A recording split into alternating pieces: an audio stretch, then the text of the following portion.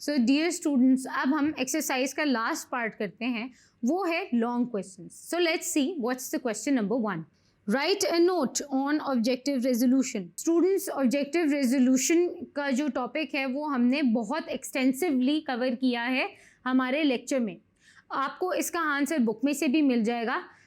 इसका जो first part है वो पेज नंबर 69 पे मौजूद है और उसका जो सेकंड पार्ट है ऑब्जेक्टिव रेजोल्यूशन के सेलिएंट फीचर्स का वो मौजूद है पेज नंबर 70 में. Let's discuss question number 2.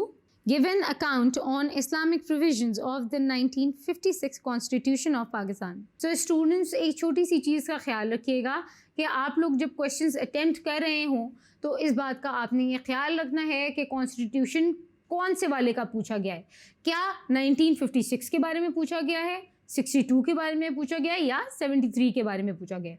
तो इस क्वेश्चन में हम लिखेंगे कॉन्स्टिट्यूशन ऑफ 1956 के बारे में और इसके आपको जो आंसर है वो आपके बुक का पेज नंबर 71 में कवर होता है. उसके अलावा मेरे लेक्चर से भी आप इसका आंसर अच्छी तरह डिटेल में सुन सकते हैं. Dear students, let's see what is the question number 3. Give an account on the Islamic provisions of the 1962 Constitution of Pakistan. So students, जैसे कि हमने पिछले क्वेश्चन में कॉन्स्टिट्यूशन ऑफ 1956 के बारे में कवर किया था और मैंने आपको ये भी कहा था कि ध्यान रखिएगा कि 56 और 62 और 73 के जो कॉन्स्टिट्यूशन है वो आपस में मिक्सअप ना हो और आप क्लियर हो कि आप कौन सा कॉन्स्टिट्यूशन को अटेम्प्ट कर रहे हैं.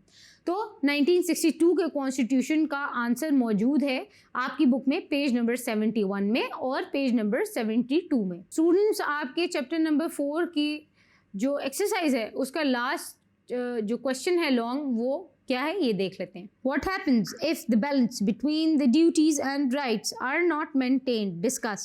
स्टूडेंट्स, आपको याद होगा कि हमने अपने लेसन में इस टॉपिक को बहुत अच्छे से कवर किया है और मैं उम्मीद करती हूँ कि आप लोगों को वो अच्छी तरह समझ भी आ जाएगा.